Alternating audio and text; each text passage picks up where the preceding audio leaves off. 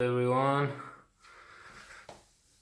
I just got this alert sign on my washing machine after it finished to wash. So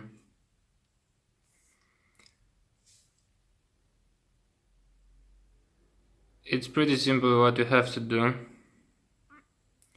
This is the sign for the drum.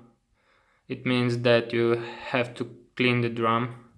So in order to do that, you have to make sure that there are no clothes inside the washing machine. So I'll just get mine out.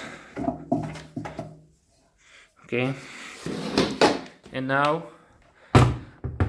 just close the washing machine, and without doing anything, I mean not putting anything right here or stuff like that, you just have to go ahead and power on the washing machine,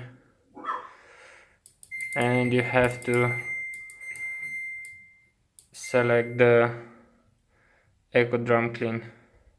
Okay, this will take about 2 hours, so just hit start and you have to let the washing machine do the job, and that's it. Don't forget to hit that like button and subscribe to the channel.